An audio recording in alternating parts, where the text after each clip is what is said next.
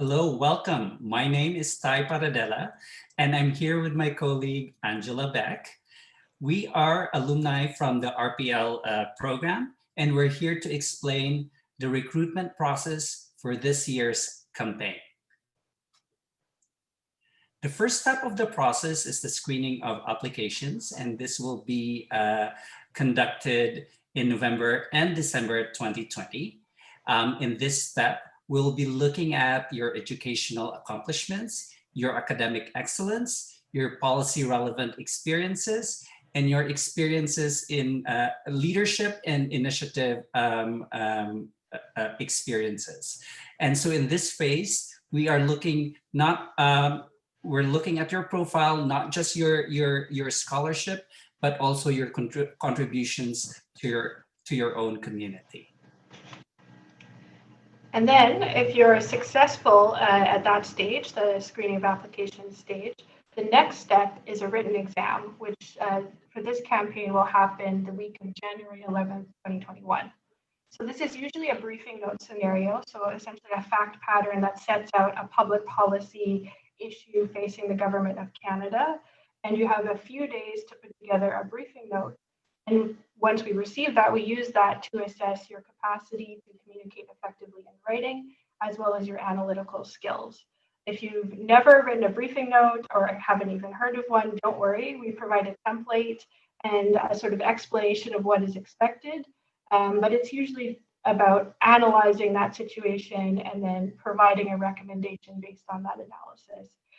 So even if you haven't worked in government before and it's a bit new to you, you'll have the tools you need to approach that part of the evaluation process. The next step of the process is the interview stage, which will be scheduled around February, March 2021. This is not your usual interview process. Think of it as a very dynamic policy conversations with policymakers who are currently working in the government of Canada. So you will be interviewed by a panel of three people, 2 alumni from the RPL program and a senior manager, either an assistant deputy minister or even a deputy minister. So we, in the interview, we are looking at 7 competencies, including your knowledge of the Canadian policy environment and policy priorities, and your oral communication skills and interpersonal relationship skills. And then after that stage, the last step in the evaluation process is a reference check. So your referees will be asked questions that will help us assess your interpersonal relationship skills, values and ethics, and leadership and initiative. And if you are successful in all of those stages, that is the point at which you're then placed in the RPL pool. And that's basically the whole process. So as I mentioned, we are both former recruits of the RPL program. So we've been through that process. And now we've also gone through the process of onboarding into the federal public service. So we thought it might be helpful to talk a bit about our background before joining RPL, and then a little bit about what we've done since getting into the pool. So I'll maybe kick it off. I started out in visual arts. My undergraduate degree is in painting at the University of Regina. I'm from Saskatchewan originally. And after that, I did the degree in painting. I sort of more to a more academic side of things and did a Master's of Fine Arts in Contemporary Art Theory. So it's a little bit more about like curating and contemporary art history and things like that. And then a little bit of a U-turn and went to law school. I came back to, I was abroad for my MFA and then came back to Canada and went to law school. And I applied to the RPL after I finished my articles as the final part of the licensing process to become a lawyer. And I'm very happy that I threw my hat into the ring, not really sure that, I would have the right sort of skills or background to be part of the pool, but just sort of putting in the application and thinking, we'll see.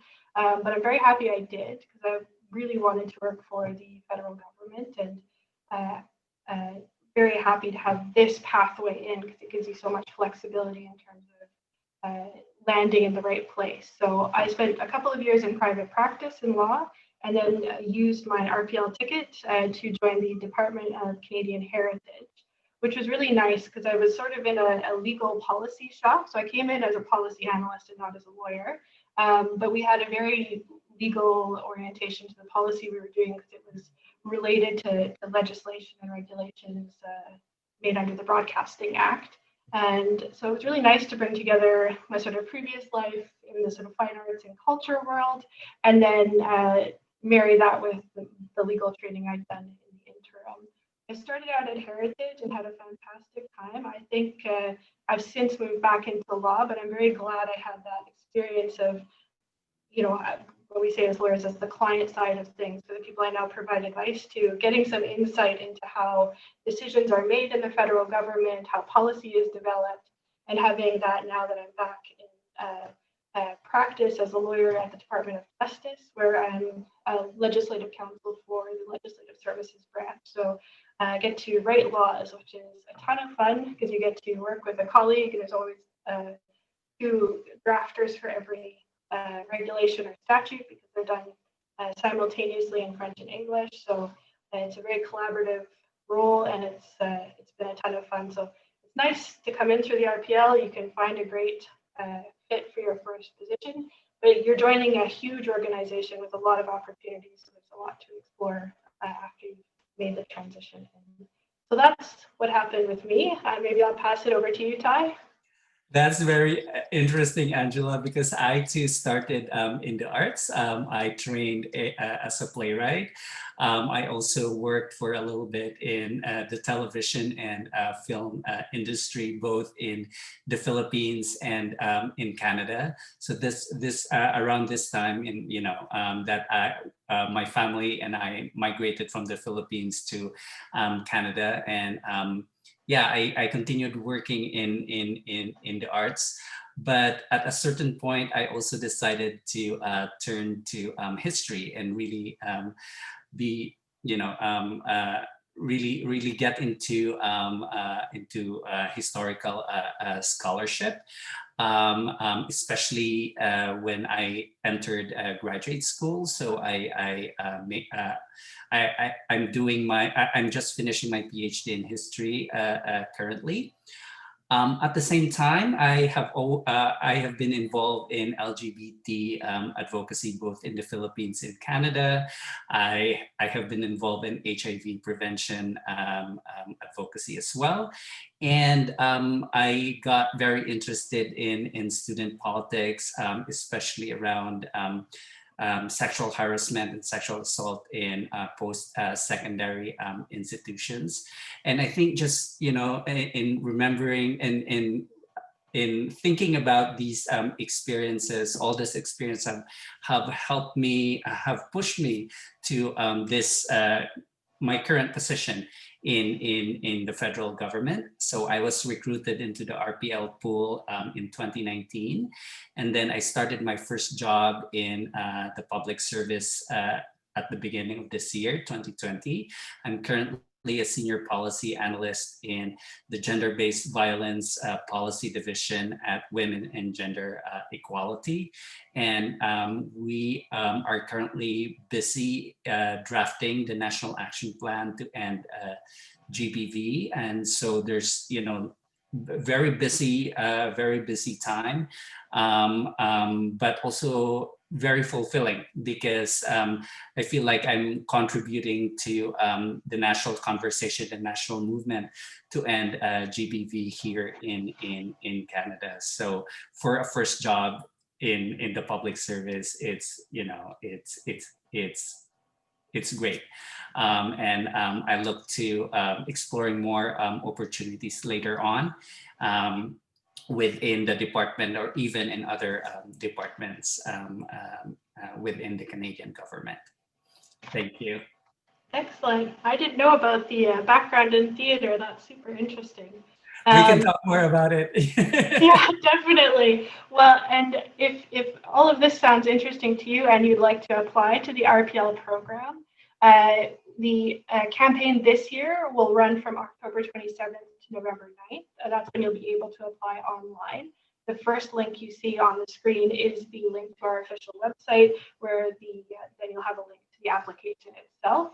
It's also a great idea to sign up to follow our Twitter feed for RPL, because there's a lot of announcements made through Twitter. So if you'd like to know what's happening, that's a great way. And then this year we also have a number of live webinars and Q&A sessions. So the link for that is also on the page if that's of interest to you as well. And I think we've covered everything, hopefully, Ty. Yes. We did. Awesome. We did. Thanks. Yes. Thanks for listening and have a great day. Have a great day.